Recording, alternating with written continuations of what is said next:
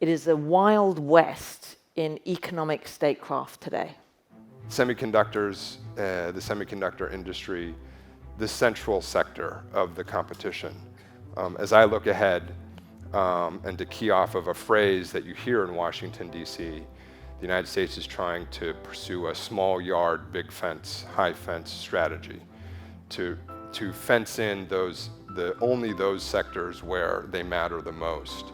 The question in my mind is, what is the size of the yard? And that's not a static issue. It will evolve. There are many adjacent sectors to semiconductors, AI, and quantum that I think will ultimately be affected and implicated by this question of competition, whether it's biotechnology, EV, storage, critical minerals. Those are the evolving dimensions where I think you will continue to see more and more change that builds on top of what we've seen over the last few years. A lot of the issue here will be what the US on one hand is trying to achieve, but then also the perceptions of what the United States is trying to achieve from the other side. And I think that's where the messaging is critical. So the understanding is, it is actually a small yard. It's not as big as you might think it is. In my view, it's not that the policies are innovative, but it's the way that those policies are implemented. It has been decades, perhaps centuries, that the idea of knowing your customers has been important. And historically, it's governments that know the customer. And if they don't like who the customer is, they take action, they blacklist, they sanction. But this is being done by governments.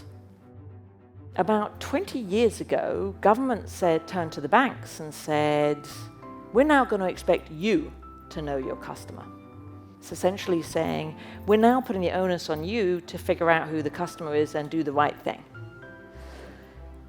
Fast forward a little bit, and we're now at a point where we're saying to the technology companies, not only do you need to know your customer, but you actually need to know the content of what your customer is putting out there in social media.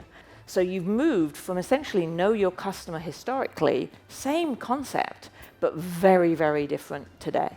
And if we look to the future and we say, well, what's the know your customer concept going to look like a decade from now, perhaps even 2 or 3 years from now? Your compliance people will be saying to you, you need to follow the ultimate beneficial ownership rules and regs. It is not just enough to know who the next person is in the chain. You have to know the whole chain, right to the last person, to the ultimate beneficial owner. And if you don't, if government doesn't slam you, society is going to slam you.